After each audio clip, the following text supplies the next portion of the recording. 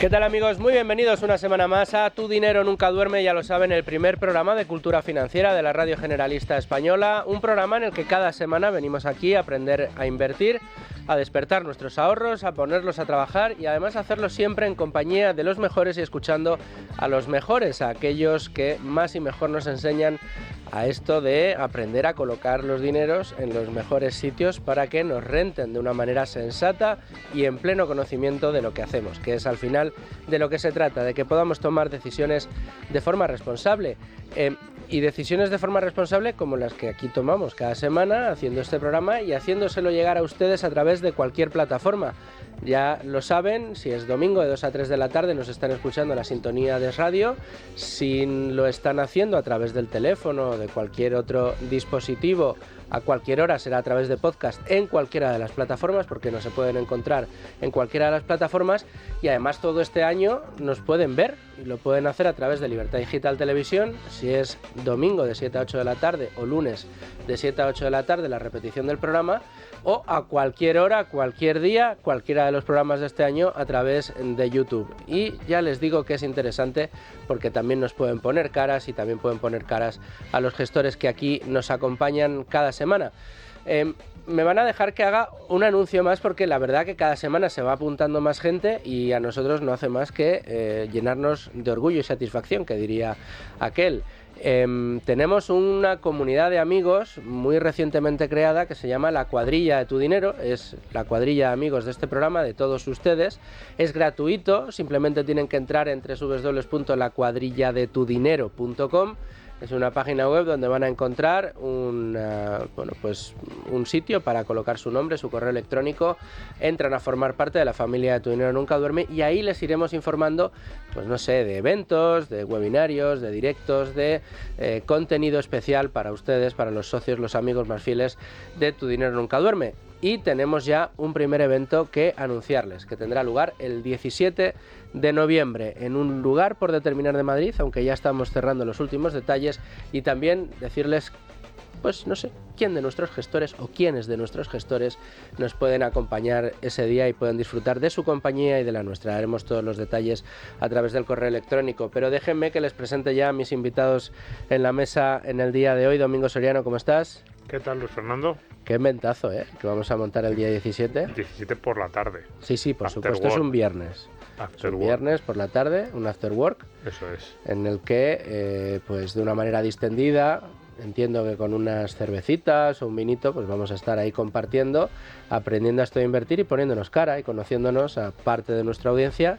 que quieran venir y a todos los que quieran apuntarse. Luis Alberto Iglesias, por supuesto, estará invitado y si puede, yo sé que estará allí ese día con nosotros. Luigi, ¿cómo estás? Muy bien, encantado de estar aquí, Luis. Ya ves, aprendiendo de vosotros, haciendo comunidad inversora desde este pequeña atalaya que tenemos aquí en Tu Dinero Nunca Duerme. Hoy tengo que regresar de nuevo a los negativos. Manolo, lo siento mucho, no estás aquí hoy, así que te coloco el negativo en tu expediente. No es broma, Manuel ya no nos puede acompañar en el día de hoy porque se encuentra indispuesto, no puede acompañarnos y seguro que lo lamenta, porque el invitado que tenemos hoy es uno de esos invitados que nos gusta mucho tener en este programa y me consta que Manuel disfruta mucho tomando notas y aprendiendo mucho de todo lo que nos cuenta. Desde Cobas Asset Management, es más, desde su equipo de analistas, hoy nos visita aquí en el estudio de Tu Dinero Nunca Duerme, don Juan Huerta de Soto. ¿Cómo estás, Juan? Muy bien, ¿tú qué tal, Luis?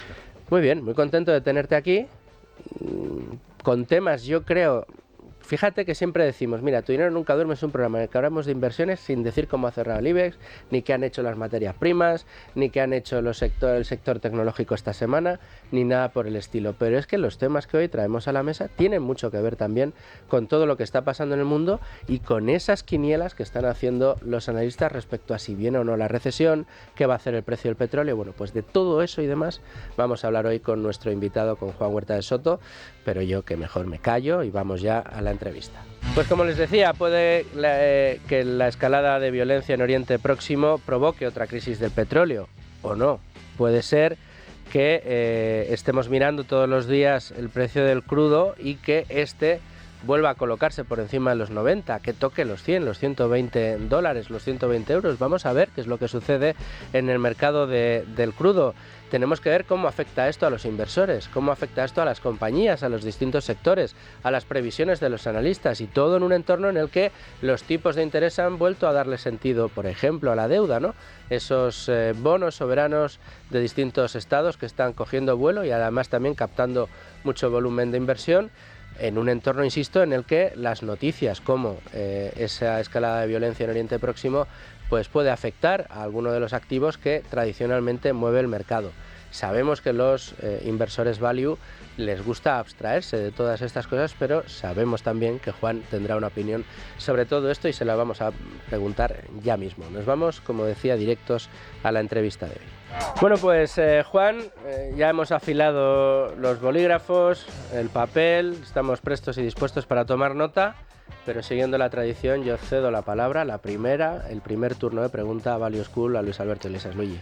Bueno, pues vamos a sentar las bases y el contexto de la tertulia, o espero por lo menos los primeros comentarios y opiniones, porque la pregunta que te quiero formular a ti como representante del equipo de inversión de Cobas Asset Management es: ¿cuáles son las razones por las que todavía hoy, octubre de 2023, la gestora de la que formas parte todavía sigue planteando que el petróleo, los combustibles fósiles, los hidrocarburos suponen un buen sector, vamos a decir, porque no invertís en la materia prima per se, un buen sector en el que invertir?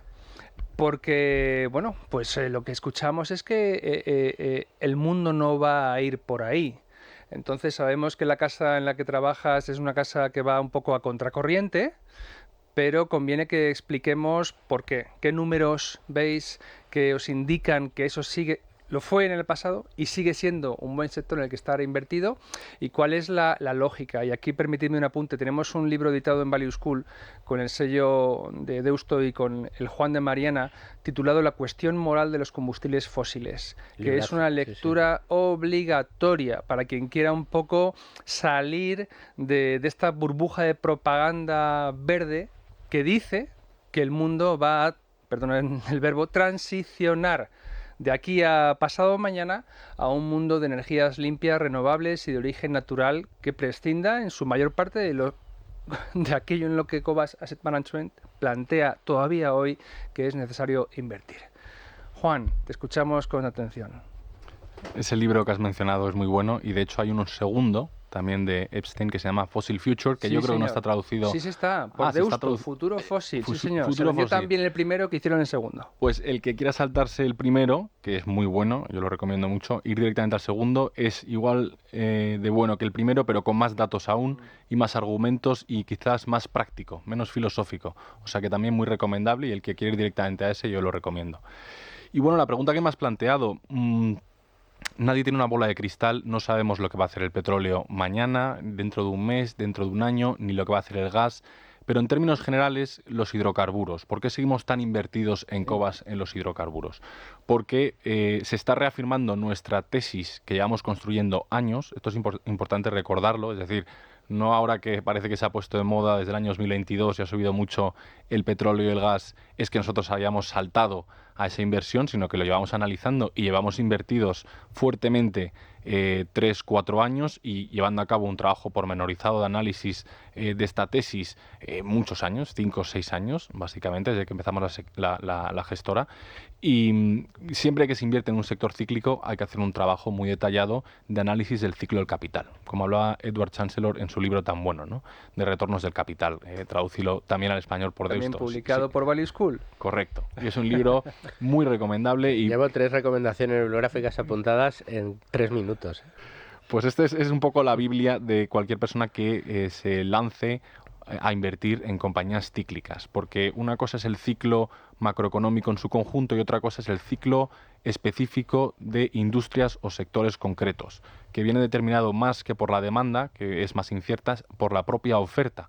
Y al final es uno de los pilares básicos de nuestra tesis que estamos viendo cómo se está cumpliendo, que es que no se han realizado, hemos hablado muchas veces de esto, no se han realizado las inversiones necesarias durante los últimos 6 o 7 años, básicamente del año 2017 al año 2022. Cuando digo inversiones necesarias es la inversión que se tiene que llevar a cabo a nivel sector, tanto en gas como en petróleo, para poder satisfacer la demanda futura, que sigue creciendo, y si queréis ahora comento un poco al respecto, porque parece que, como bien has comentado, el mundo no está de acuerdo con esa tesis y muchas de las agencias internacionales no están de acuerdo.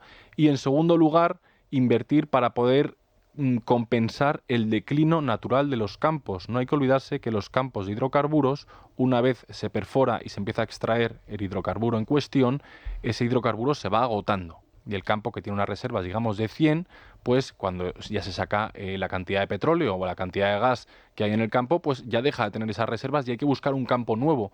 Con lo cual es un sector en el que siempre hay que continuar invirtiendo, porque si no, por razones meramente geológicas, el declino de los campos tiene su propia fuerza y hace que cada vez se produzca menos. De manera que hay que invertir para mantener la producción estable y satisfacer la demanda a día de hoy, y hay que invertir aún más para satisfacer la demanda futura. ¿Qué es lo que ocurre? Que el consenso, muchas veces promovido por los gobiernos, los estados y determinadas agencias supraestatales, ha creado la tesis o la visión generalizada de que los hidrocarburos ya no van a hacer falta en el medio plazo. De aquí a 2030, 2035, se va a tocar un pico de demanda y luego va a caer de forma muy abrupta porque va a ser sustituida por las energías renovables. Nosotros, en términos generales, no estamos específicamente en desacuerdo de que eso pueda llegar a ocurrir, aunque todavía no está, por así decirlo, científicamente contrastado de que esto sea completamente viable, pero sí que creemos que es una transición que va a llevar mucho más tiempo del que parece que se está asumiendo en el mercado. Es decir, que va a durar probablemente décadas y no unos pocos años. Si eso es así, va a hacer falta petróleo y gas, e invertir en petróleo y gas durante mucho más tiempo, cosa que no se ha estado haciendo. Y por tanto, va a haber y ya se está de hecho demostrando, un desequilibrio entre la oferta y la demanda, porque no se ha invertido los últimos 6 o 7 años, como he comentado. Cuando hay un desequilibrio en cualquier mercado, en cualquier sector, entre oferta y demanda, los precios lo reflejan de forma automática, que es lo que hemos estado viendo con estos precios altos durante los últimos 2 años. Y es importante mencionar que antes de la guerra de Ucrania, porque mucha gente piensa, probablemente que nos esté escuchando, no, esto ha sido a raíz de la inestabilidad geopolítica. Antes de la guerra de Ucrania, el petróleo Brent, el indicador de referencia, estaba en $80. Ahora estamos cercanos a los $90. Es decir, que antes de la guerra y antes de lo que está pasando ahora en Israel y toda la inseguridad y toda la inestabilidad geopolítica, ya estaba el precio del petróleo demostrando nuestra tesis, que es que hay un desequilibrio entre oferta y demanda. Creemos, y por eso decía que estamos ahora, incluso si cabe más convencidos en esta tesis, que se está demostrando. Los datos y los hechos y los comentarios de las compañías de la industria nos están demostrando que nuestra tesis es la adecuada y es la acertada. Pero muchos de los precios de las compañías en las que estamos invertidos, aunque han empezado a reflejarlo, ojo, y esto es importante porque hay compañías que sí que han tenido una revalorización importante y hemos desinvertido, hemos reducido la posición, otras no lo han reflejado. Y por eso seguimos invertidos tan fuertemente en el sector, porque creemos que lo van a reflejar antes o después. Probablemente nuestra perspectiva es que más pronto que tarde. O sea, digamos que por un lado, Juan, no aspiráis a tener una bola de cristal para saber exactamente cuál va a ser el comportamiento del precio del crudo, aunque vuestra tesis lo que apunta es ante el desequilibrio en oferta, falta de inversión y una demanda creciente, pues evidentemente los precios van a subir.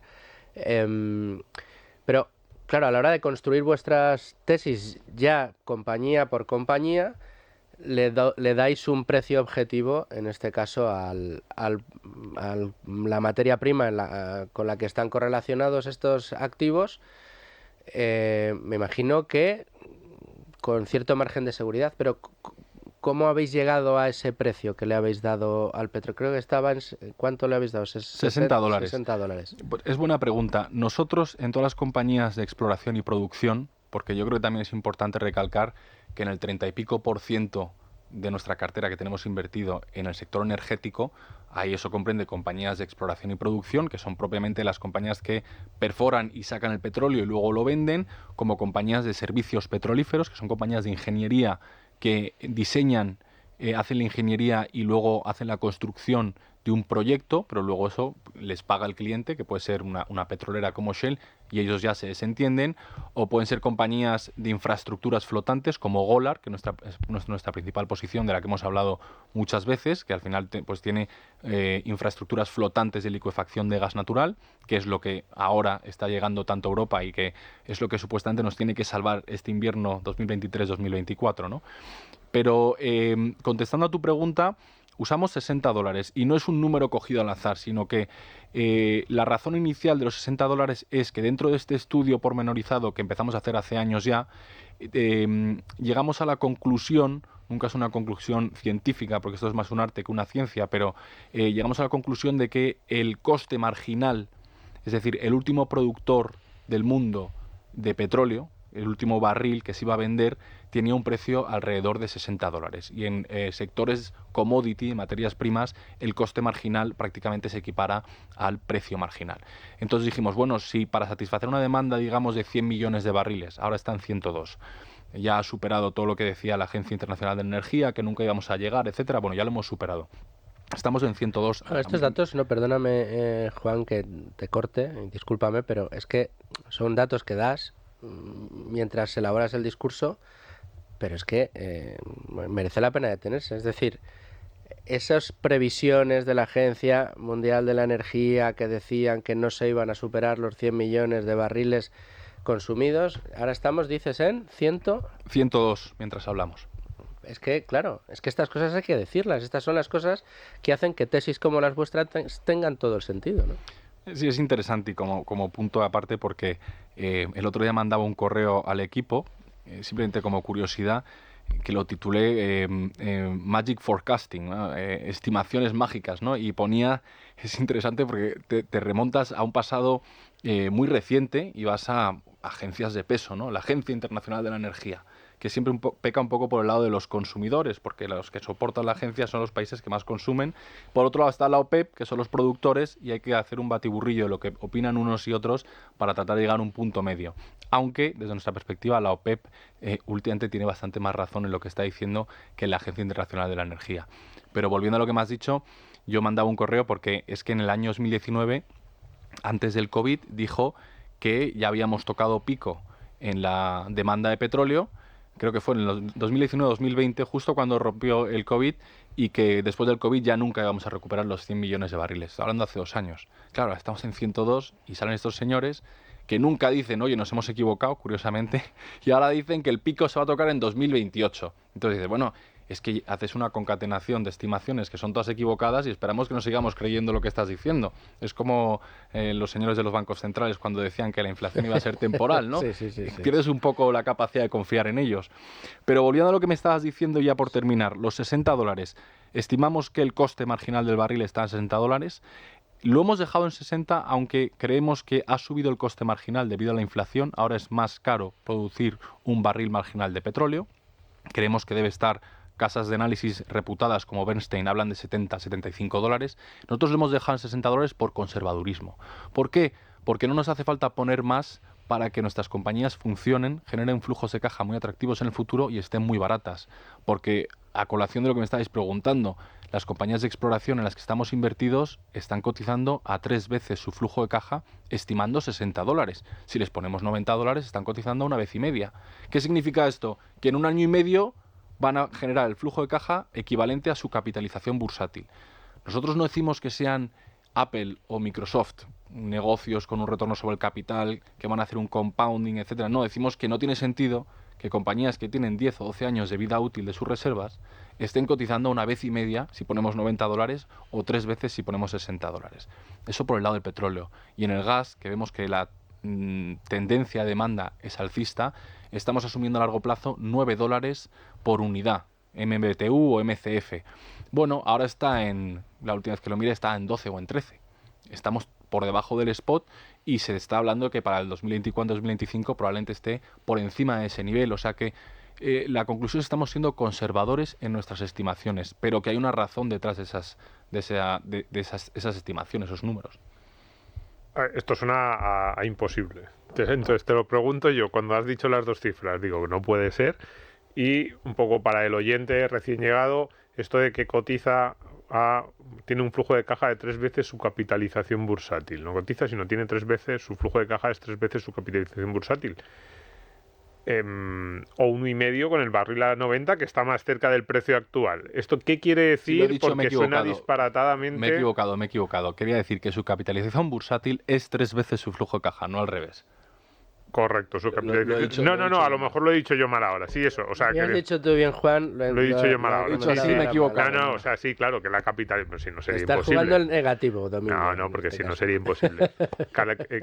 Que digamos que con el flujo de caja de 3 años, igual a capitalización bursátil. Eso era lo que yo quería decir también, si lo he dicho al revés. Esto suena disparatadamente barato para, bueno, los que estamos un poco ahí, un poco escuchamos las tesis, y suena muy barato a $60, a 90, que está más cerca del precio actual, suena casi a regalo. Entonces, no sé si lo podrías explicar un poco para que el oyente, pues sobre todo recién llegado, diga, pero ¿es posible esto? Y que se imagine, no sé decir distorsión, o lo excepcional que son estos niveles de precios. Es como dices, Domingo, y tampoco dedicamos mucho tiempo a Pero el flujo de caja, le podemos decir al oyente, ¿es beneficio para que él se haga una idea? No, flujo de caja, es decir, la cantidad de flujo de caja operativo que genera el negocio, quitando las inversiones que tiene que hacer para que ese negocio siga funcionando en el medio y el largo plazo. Ese es el flujo de caja disponible para el negocio para poder hacer con él lo que quiera. Comprar otro negocio, distribuirlo al accionista, recomprar acciones, lo que ellos decidan. O sea, flujo de caja puro y duro, que es lo que realmente siempre miramos nosotros en Cobas. Y es que son los niveles que estamos viendo. La media de las compañías de exploración y producción que tenemos son 4 veces. Y algunas de ellas, alguna que me viene a la cabeza, está a 3 veces ese flujo de caja a $60. No usamos nunca $90. Entonces, ¿por qué está ocurriendo esto? Pues se nos ocurren varias razones. Como ya digo, no sentamos muchas horas pensando por qué el mercado está haciendo lo que está haciendo, porque no tiene sentido, ¿no? Pero fíjate, a nivel anecdótico, yo vengo de una conferencia en Oslo, que es la conferencia más grande a nivel financiero, por así decirlo, de compañías de exploración y producción, y en esa conferencia la gente experta con la que hablas, que pertenece a las compañías, consejeros delegados, analistas especialistas en petróleo y gas. Recordemos que en Cobas somos generalistas, no somos ingenieros ni geólogos, pero te encuentras con geólogos e ingenieros que pertenecen al sector de las finanzas y que tienen sus fondos, ¿no? Todos están de acuerdo en que es ridículo. No tiene ningún sentido. ¿Por qué puede estar pasando esto que está pasando? Porque el consenso todavía es que el petróleo y el gas ya no tiene una continuidad futura, sino que solo va a hacer falta durante unos pocos años, pero que no tiene futuro a largo plazo, porque va a ser sustituido de forma inminente por las renovables. En esa tesitura, que es la que ha empapado todo el sector financiero, el sector bancario en general y el mundo en general, porque encendemos el telediario y es lo que nos cuentan, nadie se atreve, un inversor retail o un institucional que pertenece a una rama de un banco, digamos, que tampoco tiene tiempo para hacer un análisis muy detallado de las cosas, pues dice, oye, no me atrevo a meter en petróleo, porque si se va a acabar en 2027 o la demanda va a caer en picado en 2027 y el precio se va a ir a $30, voy a perder mucho dinero. Y eso es lo que está todavía en la mente de la mayoría de las personas, y por eso todavía no se atreven a invertir, y por eso los precios no lo reflejan, claro. Y solo una cuestión sobre esto, porque efectivamente llama la atención. De hecho, 2 preguntas. La primera, muy corta, sería, pero claro, si decimos su capitalización bursátil está a 1,5 veces su flujo de caja 90, no tiene que durar 12 años. Con que dure 2, ya está ahí recuperando la inversión. Y 2, ¿por qué está esto que yo decía antes? Flujo de caja, no beneficio. ¿Por qué os gusta más flujo de caja que beneficio? ¿Pues el flujo de caja es más honesto que el beneficio? Bueno, el flujo de caja siempre es, como dices, más honesto. Está menos sujeto a ajustes contables que están por todos lados, y luego también a ajustes que vienen impuestos por la normativa contable, ¿no? Pues cada cierto tiempo hay una normativa nueva que te hace meter una capita más por encima de ese beneficio neto contable que vemos. A nosotros nos gusta ver la caja que genera una compañía. Siempre ha sido así históricamente y va a seguir siendo así. Y efectivamente es un poco ridículo o no tiene mucho sentido, porque no hace falta que tengamos demanda de petróleo a 100 millones los siguientes 15 años. Eso ya es una tesis, eso ya habrá que verlo. Nosotros pensamos que esto puede ser, es probable, pero con que dure 5 o 6 años esta compañía, como solo se le están atribuyendo 2 años, pues ya te ha compensado. Recibes tu capitalización y además recibes por encima de eso.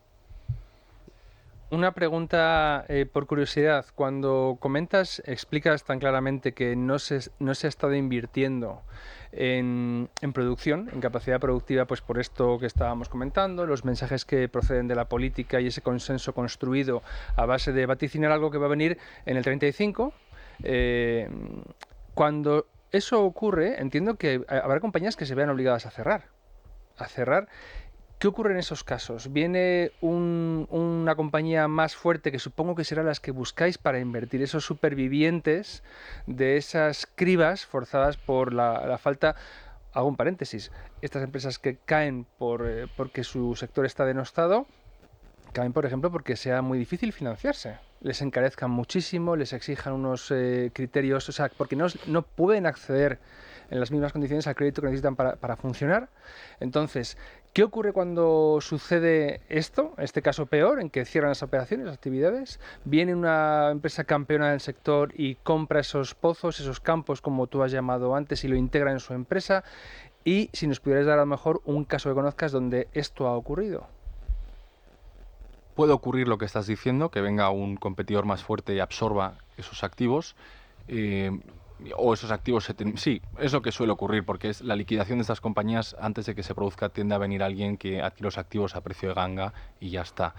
No es el caso, pero por ejemplo ha ocurrido muy reciente en una fusión muy grande entre Exxon y Pioneer, que son 2 compañías americanas. Exxon es internacional, pero está muy enfocada en el shale americano, y ha adquirido por $60.000 millones la compañía Pioneer, que está completamente enfocada en el petróleo y gas de esquisto en Estados Unidos. Que bueno, puede haber sido una operación más, o, como se lleva un tiempo hablando en el sector, cuando el crecimiento de producción empieza a ser muy maduro, que significa que cada vez es más difícil mantener ese crecimiento continuado de la producción, como están demostrando los datos en Estados Unidos, porque el crecimiento de la producción de los últimos 10 años, a razón de más o menos 1 millón de barriles al año, 1 millón de barriles día-año, que es la medida, ha venido de Estados Unidos, porque el shale, cuando se descubrió en 2007-2008, ha producido un incremento muy grande en la producción. Es lo que se conoce como fracking. El fracking. El fracking es la tecnología con la que se extrae el shale, que la traducción sería petróleo y gas de esquisto, que se denomina así por los estratos geológicos en los que se encuentra. Entonces, ese crecimiento se está ralentizando o incluso se está parando. De hecho, por poner un dato, justo hoy leía que la producción de petróleo en Estados Unidos, ojo, de petróleo puro, lleva 3 meses cayendo. 3 meses cayendo. Cuando vemos los niveles agregados que muestran crecimiento, es que incluye los líquidos asociados al gas natural. Cuando se extrae gas natural también se extraen líquidos que pueden utilizarse, pero el puro petróleo, el crudo, lleva 3 meses cayendo, y la producción de gas 2 meses. Ojo con estos datos, que son solo meses, pero si se sostienen durante un tiempo, habrá que ver, porque significaría que Estados Unidos empieza a tocar pico de incremento de producción, que ya no puede incrementar más de los 13 millones de barriles que está produciendo. Claro, si la geografía donde ha venido ese incremento de producción histórico los últimos 10 años, digamos, ha sido Estados Unidos y deja de crecer, ¿de dónde va a venir ese incremento de producción para satisfacer, 1, la demanda, y 2, el declino, como os he explicado antes? Pues habrá que verlo. Emiratos Árabes Unidos y Arabia Saudí han dicho que cada uno van a incrementar en 1 millón de barriles su capacidad, pero en el año 2027. Entonces, esperemos que no crezca mucho la demanda de aquí al año 2027 y que tengan razón los que están hablando de la penetración del vehículo eléctrico, de las renovables, porque si no, puede haber un desequilibrio entre oferta y demanda que haga que se dispare el crudo fuertemente. Y si eso ocurre, puede haber una recesión económica muy fuerte, habrá que verlo, ¿no? Me he desviado un poco, pero contestando a tu pregunta, siempre que se invierte en un sector cíclico, nosotros pensamos que hay que enfocarse en las compañías que tienen un balance sólido. Es una premisa fundamental, porque si el ciclo bajista dura más tiempo del que se espera, que eso es imposible de predecir, pueden caer por el camino, quebrar y que venga alguien y adquiera sus activos. Entonces necesitas un balance muy sólido. Las compañías en las que nosotros estamos invertidos tienen muy poca deuda, algunas de ellas tienen caja neta. Una posición de caja neta, da igual lo que te haga el ciclo, que tú puedes capear el temporal. Y la segunda premisa fundamental es que tengan unos costes de producción en la parte baja de la curva, es decir, que no sean el productor más caro, no sean ese productor marginal de $75 el barril, sino que sean un productor de 30 o 40. Y la tercera pata fundamental para nosotros es que tengan un buen equipo directivo, enfocado en generar valor, en reducir costes si hay que reducirlos y en devolver el dinero al accionista cuando haya que devolverlo. Esas son las tres premisas fundamentales. Oye, Juan, ¿y esos cisnes blancos a buen precio existen además? Hombre, claro que existen y hay muchísimos. Nosotros creemos que estamos invertidos en los más atractivos, pero cada día me llegan compañías que contactan con nosotros o que nos encontramos de casualidad en una conferencia que a la hora de verlas decimos, pero qué cosa tan interesante. Hace poco me llegaba una australiana que está con caja neta a 2 veces flujo de caja del año que viene. Y decía yo, bueno, igual hay que analizarla. Ya tenemos unas cuantas en cartera, pero igual tenemos que poner a analizarla. Hay muchas de estas compañías y para inversor retail hay muchas de ellas que son pequeñitas y que pueden ser atractivas, porque un inversor institucional, igual una compañía de 150 millones de dólares, le cuesta entrar, pero para los retails hay muchísima oportunidad. Bueno, pues ya pueden ir tomando nota nuestros oyentes. Yo quería ponerte encima de la mesa una reflexión. Como director de este programa y periodista que soy, una de las preguntas hoy obligadas era: ¿y el conflicto en Oriente Próximo, esos ataques de Hamas, esa defensa de Israel, esos pues ese punto caliente en este momento en un lugar tan determinante para precisamente esa materia prima, el petróleo? Pues la pregunta obligada es: ¿qué crees que va a pasar? ¿Crees que va a afectar? ¿Qué va a afectar para que suba el precio, para que baje el precio? Independientemente de que quieras contestar o no a esa pregunta, la reflexión que me viene a continuación es que en los últimos años las decisiones políticas que se han tomado respecto a qué activos, qué tipo de actividades tienen que tener una financiación más blanda, qué tipos de actividades tienen que tener una financiación más dura, qué materia prima se va a promocionar frente a aquellas que se van a castigar por decisiones institucionales y políticas, han afectado al precio de las materias primas mucho más de lo que lo haya hecho el conflicto en Ucrania o de lo que lo esté haciendo en este momento el conflicto en Oriente Próximo. ¿Me equivoco o es una reflexión que va por la línea? No te equivocas para nada. Y de hecho, el conflicto en Oriente Próximo por el momento no ha escalado. Y esta es la clave. Contestando en cierto modo a tu pregunta, no tenemos ni idea de lo que va a pasar, ¿no? Y Dios quiera que no escale.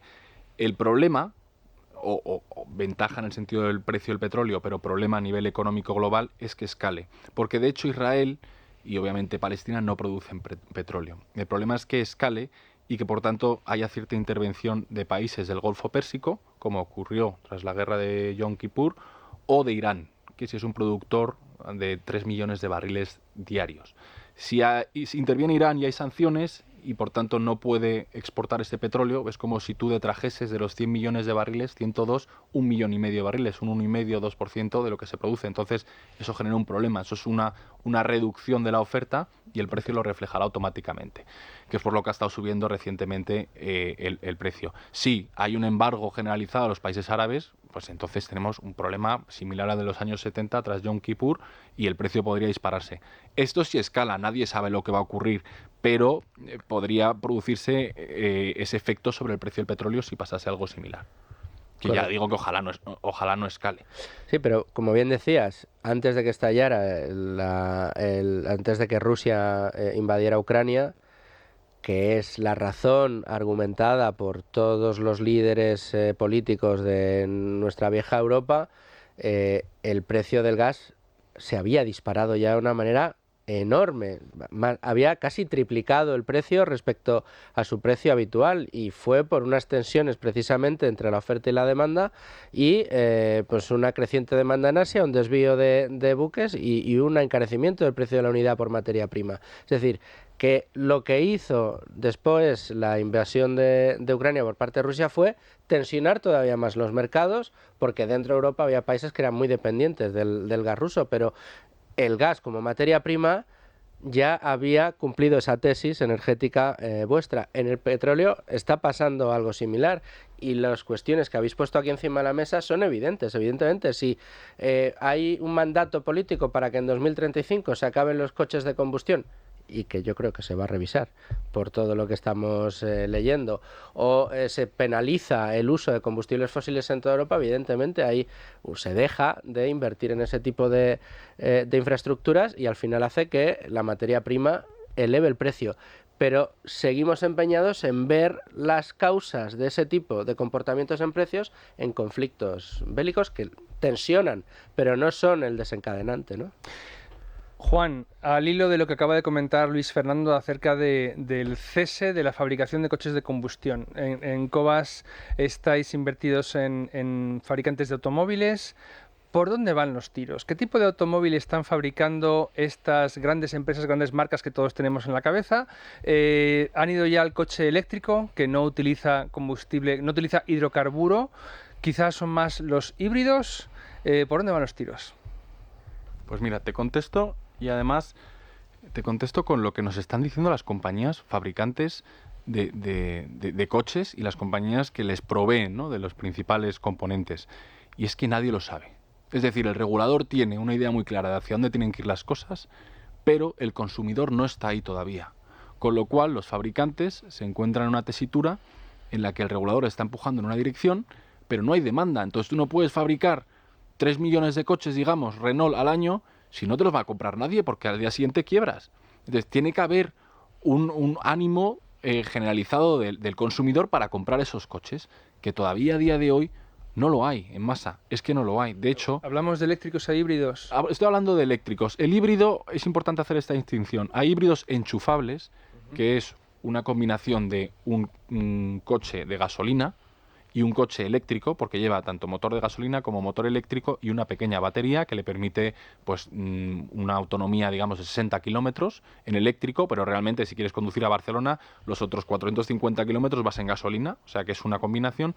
Y luego los híbridos de los que todo el mundo habla son coches de gasolina, ¿vale? Son coches de combustión que tienen una pequeña batería que le permite en determinados trayectos, que lo lee el software del coche, conducir en eléctrico si no sobrepasas determinada velocidad.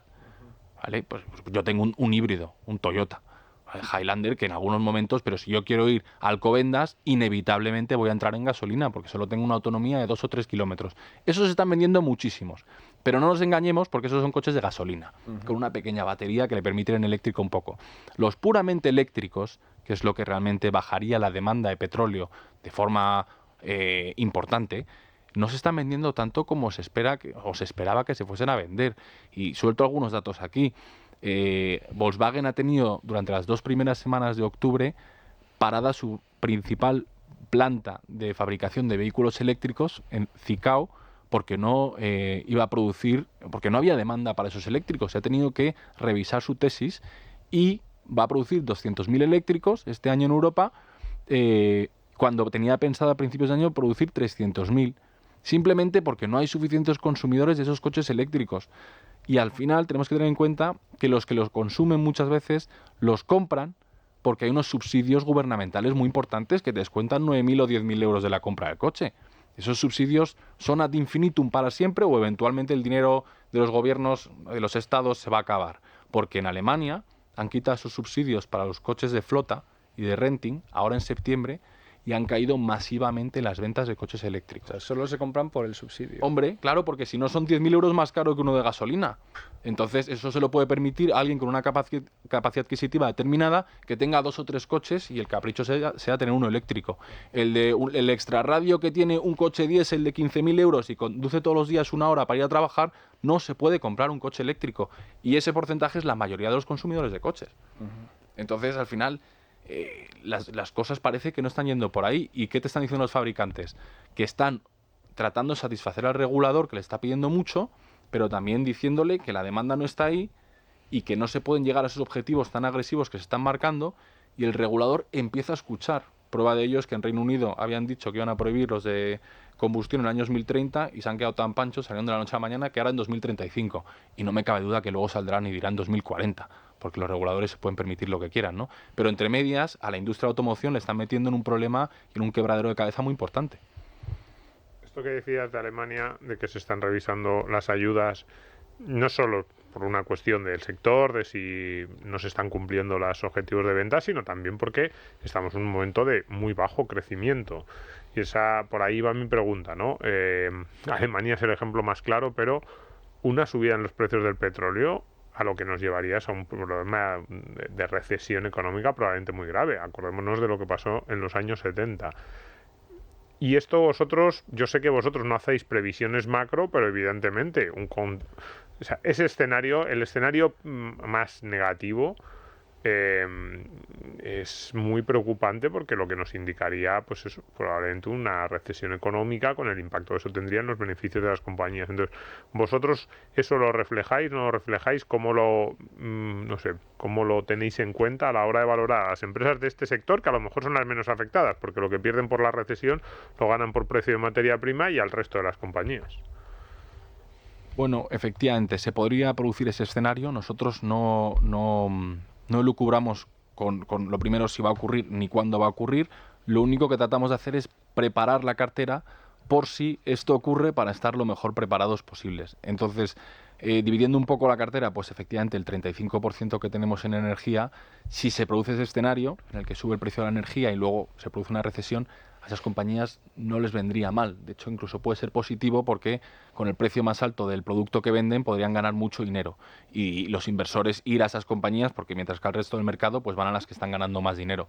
Y luego otras compañías que tenemos, pues son compañías que consideramos que están muy bien gestionadas, que tienen buenos balances y en cierto modo descorrelacionadas, porque o bien lo que venden no es exactamente un bien de consumo que va a sufrir en una recesión económica. Por ejemplo, una compañía de defensa, en la que tenemos un 5%, que es Babcock. Bueno, puede haber una recesión económica, pero el presupuesto de la Armada británica para mantener sus submarinos nucleares no debería haberse afectado. Pues en cierto modo, sí hay recesión, puede haber volatilidad en el precio de la acción de Babcock, pero sus fundamentales, el flujo de caja que va a producir la compañía, no debería haberse afectado. Y como esa, muchas otras compañías, ¿no? Entonces, creemos que estamos bien posicionados ante lo que pueda venir, con compañías que están descorrelacionadas, que tienen buenos balances, por tanto, aunque venga una situación complicada, se van a poder defender, y con buenos equipos directivos. Y he de añadir que en un momento muy dulce, en el sentido de que ya muchas de ellas llevamos invertidos 6 años, y al final, por la propia naturaleza del ciclo inversor de un value, cuando tú empiezas a invertir en una compañía, por mucho trabajo que hayas hecho, y hay esa discrepancia entre precio y valor, por norma general esas compañías están atravesando cierto problema temporal, que consideras que es temporal, salvo que te hayas equivocado. Luego ese problema se empieza a solucionar con el paso del tiempo. El equipo directivo empieza a sacar las cosas adelante, se encuentran que los negocios se pueden mejorar o que se puede vender tal y cual negocio, y eso lleva un decalaje temporal también. Y estamos en un momento, que ya hemos invertido 5 o 6 años con estas compañías, en las que están llegando a un punto de publicación de resultados muy positivos y potenciales movimientos dentro de la compañía, ya sea fusiones, adquisiciones, ventas de divisiones, etcétera, que aunque se produjese una caída del mercado, estas compañías podrían incluso hacerlo bien. Por poner un ejemplo, Currys, que está muy deprimida en bolsa, pues está buscando vender su división de electrónica en Grecia, que es el líder, ¿no? Con un 30% de cuota de mercado, que se llama Kotsovolos. Ya la publica en el mercado y ha dicho que está buscando a alguien para venderlo, alguien que se lo compre. Entonces, puede ocurrir que hay una caída del mercado por la razón que sea y que Currys venda Kotsovolos, limpie toda la deuda que tiene el balance y la compañía sube un 40%. Entonces, bueno, pues eso sería una descorrelación de lo que le está pasando al resto del mercado. No tenemos que olvidar que el mercado no se mueve todo en la misma dirección, sino que las compañías son entes vivos que están haciendo sus propias cosas, y si hacen bien las cosas, pues pueden subir los precios de acciones aunque el mercado esté cayendo. Y de nuevo, una muestra más de por qué es tan importante conocer a buenos gestores y del estudio que hay detrás de las posiciones que componen un fondo de inversión. Como dice Domingo, yo no tengo ni tiempo ni los conocimientos para ponerme a hacer un análisis con esa profundidad. ¿Lo han pasado bien en esta entrevista? ¿Han visto lo bien que nos pasamos aquí con Juan hablando de temas de inversión, de temas de actualidad? Pues imagínese hacerlo con una cerveza en la mano, con Domingo, conmigo, con Manolo, con Luigi, con otros oyentes de este programa. Apúntense a esa cuadrilla de Tu Dinero, les repito, www.lacuadrillatudinero.com, ahí se registran, forman parte de nuestra familia, y si quieren, el 17 nos vemos aquí en Madrid. No sé si Juan podrá venir, pero seguramente gestores de la talla de Juan estarán con nosotros. Y Juan, yo sé que además los viernes le encanta tomarse su cervecita y a lo mejor se la toma también con nosotros si su agenda se lo permite. Nos vamos directos a la tertulia. Juan, quédate, que me interesa mucho tu opinión en el día de hoy. ¿Estás harto de bajas rentabilidades? ¿No quieres seguir pagando altas comisiones? Traspasa tus fondos de inversión a Finicens y podrás obtener una mayor rentabilidad. Más información en el 910-483-004 y en finicens.com. Finicens, especialistas en inversión pasiva. Bueno, pues entramos en tiempo de tertulia. Juan, nos has dejado muchos temas, muchos asuntos de interés encima de la mesa. Esta es la parte en la que nos quitamos la chaqueta, nos aflojamos la corbata, hablamos un poco más desenfadado, como si estuviéramos pues con nuestros oyentes tomando una cerveza y charlando un poco de estos temas que has dejado. Yo creo que quizá uno de los que más polémica despiertan últimamente es un poco lo último que estábamos comentando, no tanto el de si entraremos o no en recesión, si vamos a un ciclo bajista. Yo creo que dentro del mercado sí que puede ser una de las discusiones que más vemos, al menos en titulares, los periodistas. Pero sí el tema... Bueno, dime. Estamos en tertulia, Luigi. ¿Me puedes parar? ¿Me puedes decir? Es que ya te veo por dónde vas y precisamente quería reflexionar acerca de que ese tipo de preguntas o de cuestiones, creo que Francisco García Paramés lo ha dicho en público, en Cobas no invierten en bolsa. Es decir, no, y mucho menos juegan a la bolsa. El bolsista que invierte en los mercados, a ese sí que le preocupa estas cosas. ¿De qué va a hacer la bolsa? Porque Israel, que si la represalia contra Hamas, contra no sé qué... Pero vosotros invertís en negocios, con lo cual, pues bueno, la respuesta es como ha dicho él, pues tendremos una cartera que pase lo que pase en la bolsa, pues lo haga razonablemente bien, porque no vais a ese juego, ¿verdad? Vosotros, otros sí lo harán y le sacarán dinero porque serán inversores más macro, atenderán más a la política, a lo que pase. No, incluso, pero es difícil, ahí sí que hace falta la bola de cristal. O incluso en esos fondos que tú nos has traído aquí en más de una ocasión, que ahora están muy de moda, los fondos temáticos, pues evidentemente habrá fondos de determinados temas, asuntos o sectores que efectivamente el devenir de la bolsa les puede afectar más o menos. No lo sé, porque invierten en tendencias. ¿Os acordáis que También hicimos uno de mascotas? Sí. Que era pero es una cosa muy de nicho. Después de ese programa hubo un compañero de trabajo, perdonad por la anécdota, pero me hizo mucha gracia, y dice, he visto lo de las mascotas y como está el tema de las criptos, he visto que hay una cripto que está en el tema del metaverso y en las mascotas y se llama Metapet. Así que he invertido en Metapet. Digo, bueno, pues, petado, seguro. Hijo, escúchate más programas nuestros y ya verás tú lo que opinamos de invertir en cripto. Lo que estáis diciendo me parece interesante porque, en mi opinión, hay dos elementos que pasan con la generalidad de la gente, ¿no? Que es que el ser humano, por más general, somos pesimistas y muy cortoplacistas. Entonces, la gente quiere saber ya, porque la gente te dice, sí, no, yo invierto a largo plazo. No es verdad. La gente quiere pegar un pelotazo a corto plazo y el largo plazo, como muchos, son a 3 años porque está pensando en comprarse un piso en la playa. No, de verdad que yo soy largo plazo. No, es que el horizonte temporal, y en ese sentido, en mi opinión, no hay nadie como Paco. El horizonte García Paramés. No, Paco García Paramés. Es que Paco piensa a 40 años vista.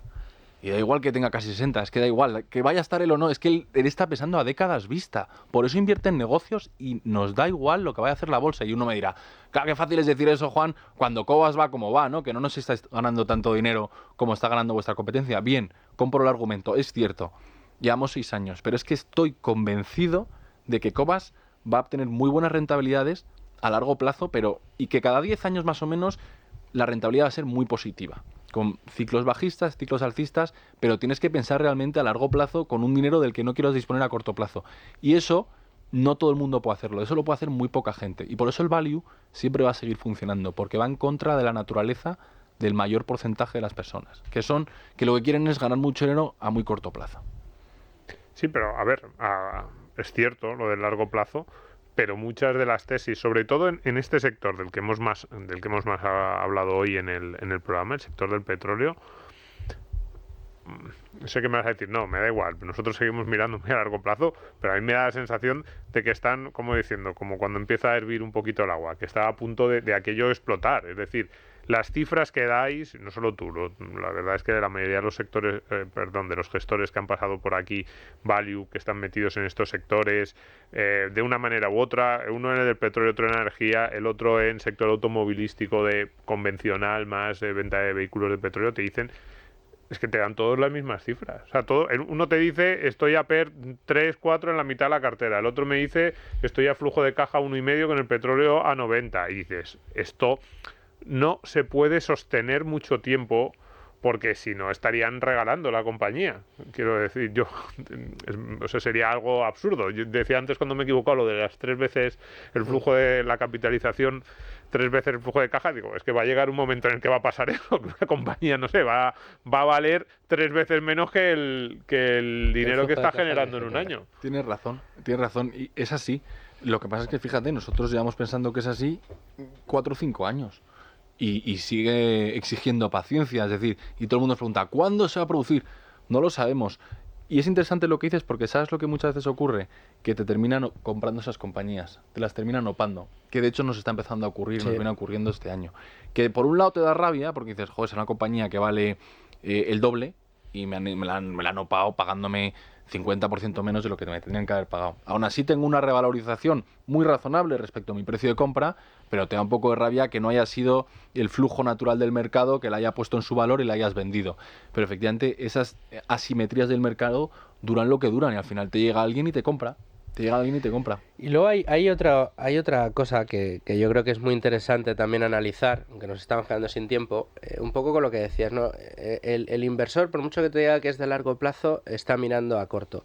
Y yo creo que cada día, y debido también a la generalización de las redes sociales, nos llegan al móvil mensajes, y sobre todo a la gente que se interesa por el mundo de la inversión, de las finanzas, llegan del orden de 8 o 10 impactos diferentes cada vez que coges el móvil del mensaje de voy a conseguir que tengas una renta mensual adicional a tu trabajo con 2 horas tradeando en el mercado que yo te voy a enseñar con una clase gratuita. No, yo tengo una clase gratuita en la que te voy a enseñar a utilizar un robot que mediante Forex te vas a forrar y vas a ganar 3 millones solo invirtiendo 3.000 euros este año.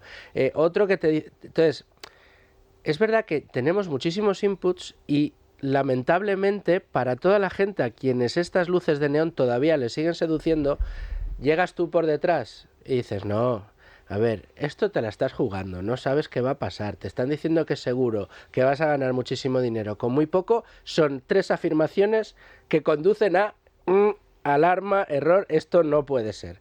Yo te estoy dando una fórmula que se cumple en 99,9 de cada 100 veces. La historia del mercado así la atestigua. A largo plazo, paciencia, inversión sensata, en cosas que conozcas, en gestores que confíes.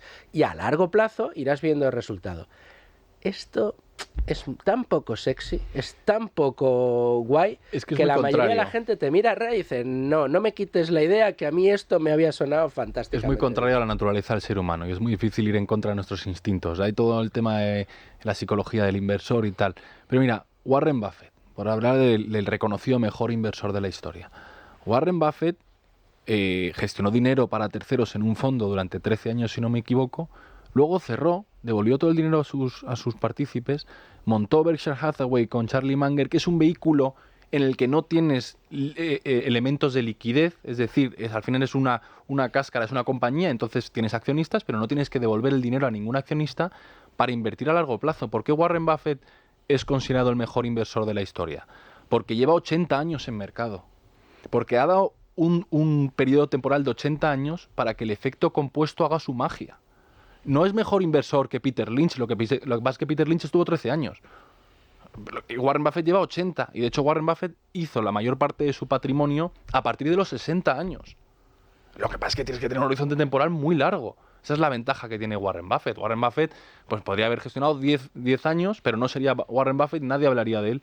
Pero 80 años, ¿Y por qué hizo este elemento de no tener que devolver el dinero a los partícipes? Para quitarse la presión de tener que pensar a corto plazo. Correcto. Para quitarse las preguntas de ¿cuándo vamos a obtener esta revalorización? Lo quitó de un plumazo. Un apunte mínimo. Esta semana publiqué en mi timeline de Twitter una oferta que salía para los lectores de Kindle de Amazon. El libro Buffettología estaba como €1,89. Así que la gente se vaya a buscarlo a Amazon, porque si sigue a ese precio hoy domingo, que no lo he mirado, es una gran oferta de la que se puede uno aprovechar. Bueno, menudo programa hoy, ¿eh? Un montón de recomendaciones de lectura muy buenas. Imagínense esto ahí con una cervecita, insisto, apúntense y sigamos disfrutando de este programa y de todas las cosas que nos traiga año a año. Juan, yo tengo que agradecerte que hayas sacado un huequito en tu agenda y que nos lo hayas dedicado en el día de hoy y que además te hayas querido quedar a la tertulia. Y bueno, pues qué pena que no dure esto 2 horas porque nos tiraríamos otra hora hablando contigo. Así que muchísimas gracias. Muchísimas gracias y ya nos tomaremos esa cervecita para que dure 2 o 3 horas la conversación. Venga, hecho, te tomo la palabra. Muchas gracias, Juan. Luigi, muchas gracias a ti también desde Value School. Domingo, a ti te tengo por aquí, así que también gracias y te veo la semana que viene. Manolo, aquí te espero la semana que viene. Mira el pedazo de programa que te has perdido hoy. Y a todos ustedes, señores oyentes, muchas gracias por estar ahí, muchas gracias por seguirnos una semana más. Aquí les espero la semana que viene con asuntos de su interés y hasta entonces, pues sean muy felices, amigos.